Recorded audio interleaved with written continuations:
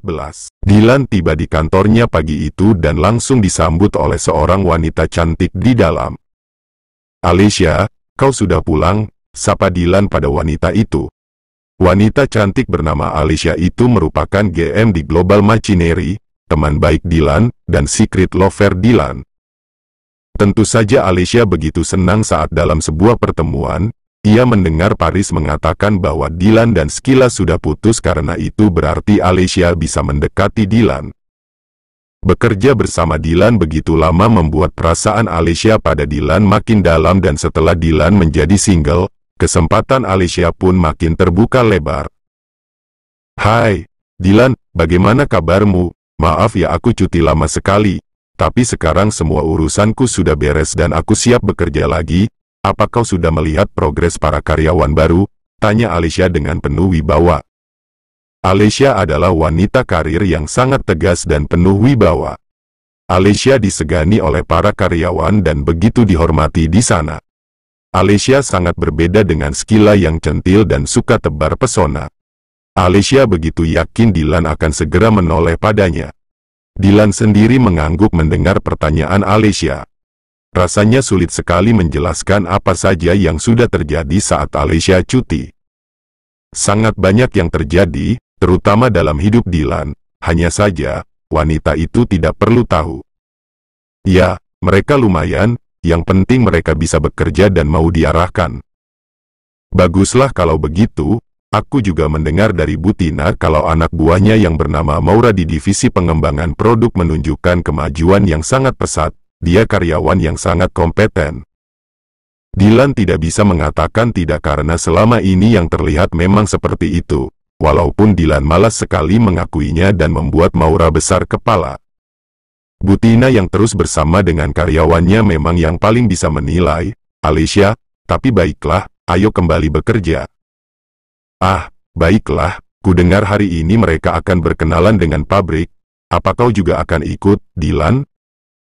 "Tentu saja, aku harus ikut." Kalau begitu bolehkah aku ikut juga?" "Bukankah kau banyak pekerjaan, Alicia?" "Tidak masalah, aku bisa menanganinya. Tapi aku tidak akan melewatkan acara ke pabrik bersamamu, Dilan." Dilan menaikkan alis mendengarnya dan akhirnya mengangguk. Terserah padamu saja." Dilan tahu Alicia menyukainya, bahkan wanita itu sudah menunjukkan ketertarikannya sejak lama. Hanya saja Dilan sama sekali tidak memberi harapan karena Dilan sudah memiliki Skila. Bagi Dilan yang setia, cukup satu untuk selamanya. Cukup Skila. Tapi sialnya, Dilan merasa seperti sedang berselingkuh sekarang karena menikah dengan Maura bahkan tidur bersama wanita itu. Dilan pun menggeram kecil, namun Alicia yang tidak menyadarinya hanya tersenyum. Di sisi lain, Maura dan Kimi bekerja begitu keras pagi itu karena siang harinya mereka akan mengunjungi pabrik untuk yang pertama kalinya. Dari yang aku baca, pabriknya besar sekali. "Maura, aku tidak sabar sekali berkunjung ke sana." "Ya, Kimi, tapi kita harus menyelesaikan laporan ini dulu," sahut Maura yang tetap serius. Maura tidak menceritakan apapun pada Kimi kali ini karena ia terlalu malu. Maura pun sudah memutuskan untuk melupakannya dan beraktivitas seperti biasa saja. Sampai akhirnya siang itu, setelah makan siang, beberapa orang pun bersiap untuk pergi ke pabrik dengan menggunakan mobil kantor, termasuk Maura dan Kimi.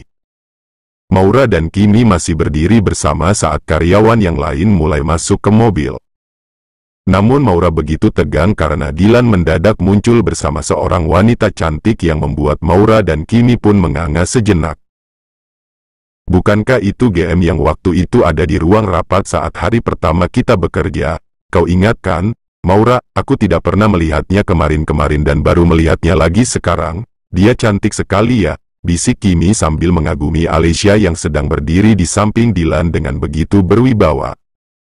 Maura sendiri langsung mengangguk dan menatap Alicia sedikit lebih lama. "Ya, dia cantik, Kimi. Wah, aku suka sekali melihatnya. Sungguh di kantor ini begitu banyak orang rupawan. Bukankah begitu, Maura?"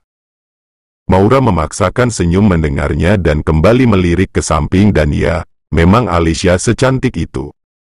Berdiri berdua bersama Dylan bahkan membuat mereka terlihat begitu serasi, tidak seperti Dylan dan Maura yang sama sekali tidak serasi.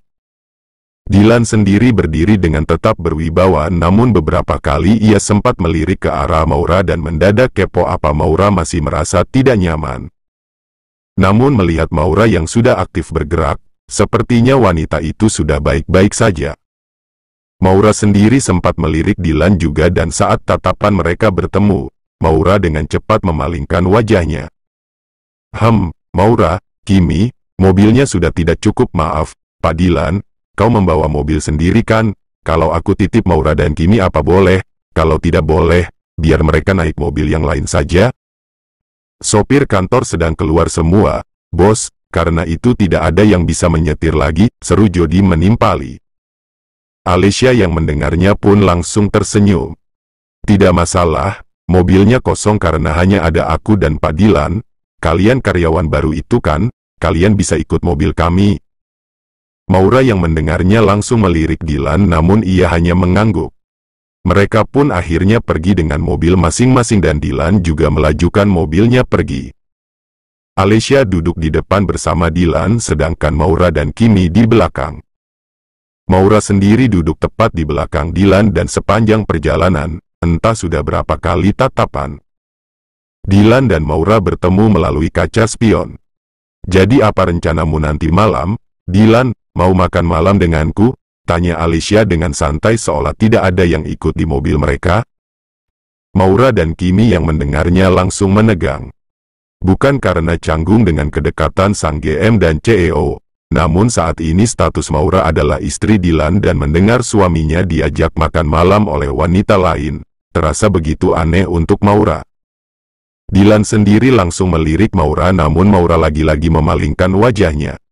Nanti malam aku tidak bisa, Alicia, tapi nanti kita atur lagi jadwalnya. Entah mengapa Maura mendadak merasa lega karena Dylan menolak ajakan GM cantik itu, walaupun Maura menegang lagi mendengar jawaban Alicia. Sayang sekali, Dylan, tapi baiklah, kapanpun kau bisa, hubungi aku karena aku akan selalu ready untukmu, sahut Alicia sambil membelai lengan Dylan. Maura makin menegang melihatnya. Apa Alicia sedang merayu Dylan? Lalu apa yang harus Maura lakukan sebagai istri yang tidak diakui? Kimi sendiri hanya terus melirik Maura dan menggenggam tangannya namun Maura tidak melakukan apa-apa selain beberapa kali melirik Dylan sambil mencibir kesal. Alicia yang tidak menyadari apapun hanya duduk diam di kursinya sebelum ia terlihat mencari sesuatu. Ya ampun, di tasku tidak ada tisu, di mana kau meletakkan tisu, Dylan? Alicia terlihat menatap ke sekelilingnya sedangkan Dylan juga melakukan yang sama. Tidak tahu, mungkin tidak ada tisu. Di laci dashboard, sela Maura tiba-tiba yang langsung membuat semua orang terdiam dan Dylan membelalak. Maura sendiri memang tahu karena ia yang meletakkan tisunya di sana namun suasana yang mendadak canggung pun membuat Maura memaksakan senyumnya.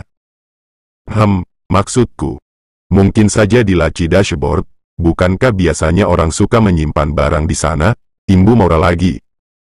Alicia yang tadinya menatap Maura pun akhirnya mengangguk dan mencoba membuka laci dashboard dan benar saja, tisunya ada di sana. Kau benar, Maura, tisunya ada di sini, terima kasih. Maura tidak menyahut lagi dan hanya kembali bertatapan dengan Dylan dari kaca spion. Tidak ada yang berbicara lagi di sepanjang sisa perjalanan dan akhirnya mereka pun tiba di pabrik besar milik Global Machinery. Maura dan Kimi pun menganga kaget melihat pabrik yang super besar itu. Sungguh sulit dipercaya Maura bisa ada di pabrik ini dan menjadi bagian di dalamnya. Maura, ini mengagumkan sekali. Ya, Kimi, lahannya luas sekali dan pabriknya dari ujung sana sampai ke sini, bahkan di belakang sana juga masih ada, mengapa bisa begitu besar? Tina yang melihat ekspresi Maura dan Kimi pun hanya tersenyum. Selamat datang di pabrik kami, kalian pasti tidak percaya kalau pabrik ini begitu besar, dan apa yang akan kalian lihat di dalam akan jauh lebih mengagumkan, jadi ayo masuk. Maura dan Kimi mengangguk dengan antusias dan melangkah bersama karyawan yang lain. Alicia pun nampak mengobrol dengan Tina dan masuk duluan, sedangkan Dylan yang ada di belakang sendiri langsung menarik Maura bersamanya. Ya ampun, apa ini? Dengar ya, Maura, aku tidak mau hal seperti tadi terulang. Hal apa? Hal yang di mobil, jangan sok tahu dengan memberitahu kalau tisunya ada di laci dashboard. Bukan sok tahu, tapi aku yang meletakkannya di sana, jadi aku tahu. Tapi semua orang tidak perlu tahu hal itu kan? Bu Alicia mencari tisu dan aku hanya membantunya, lalu apa salahku? Sial, jangan sok dekat denganku. Siapa yang sok dekat denganmu? Dylan dan Maura pun saling menatap seolah tidak ada yang mau kalah sampai suara Alicia mengagetkan mereka. Dylan. Sontak Dylan dan Maura menoleh bersamaan. Ah, Alicia? Kalian sedang membicarakan apa? Mengapa kalian terlihat begitu tegang? Tidak ada, sahut Dylan cepat. Pak Dylan hanya sedang memarahiku karena hasil kerjaku kemarin, maafkan aku, permisi, Pak. Maura melotot kesal ke arah Dylan sebelum Maura pun langsung menyusul yang lain masuk ke pabrik. Dylan sendiri juga melirik kesal ke arah Maura, tapi Alicia yang masih tidak menyadari apapun hanya tersenyum dan mengajak Dylan masuk juga. Dylan dan Alicia pun melangkah di belakang rombongan Maura dan Dylan bisa melihat apa saja yang karyawannya lakukan di sana. Kita akan mempelajari banyak hal di sini, termasuk melihat proses produksi, tapi ingat, jangan sentuh apapun ya, pesan Tina pada semua karyawan. Terutama karyawan baru, tolong jauh-jauh dan jangan sentuh apapun karena semua di sini berbahaya. Maura dan Kimi mengangguk bersamaan dan mereka terus mengikuti Tina. Sesekali seorang karyawan pria nampak mendekati Maura dan menjelaskan apa yang Maura tidak tahu. Maura sendiri tertawa dan menanggapi dengan begitu antusias hingga pria itu terus mengikuti Maura selama mereka ada di pabrik. Sungguh sebenarnya interaksi itu adalah interaksi yang biasa saja antar sesama karyawan satu divisi, namun bagi Dylan, entah mengapa interaksi itu menyebalkan. Di mata Dylan saat ini, Maura terlihat seperti sedang mencari perhatian. Maura tertawa dan terus bertanya dengan genit. Dylan pun masih memicingkan matanya sambil mengikuti Maura dengan tatapannya kemanapun wanita itu melangkah sampai Dylan tidak dengar waktu Alicia memanggilnya. Dylan. Ah iya Alicia, ada apa? Apa yang kau lihat? Serius sekali sampai kau tidak dengar aku memanggilmu? Kau memanggilku? Maaf, aku tidak dengar. Tapi aku tidak melihat apa-apa, ayo ke sana. Dylan mengajak Alicia ke arah yang berbeda dengan Maura dan Dylan sendiri langsung mengobrol dengan staf produksi. Tina dan yang lain pun masih mempelajari banyak hal di sana dan mengagumi semua yang mereka lihat. Ini alat yang sering kulihat di TV, Maura, tapi ini versi kecil. Ya, hebat sekali melihat mereka memproduksi barang seperti ini.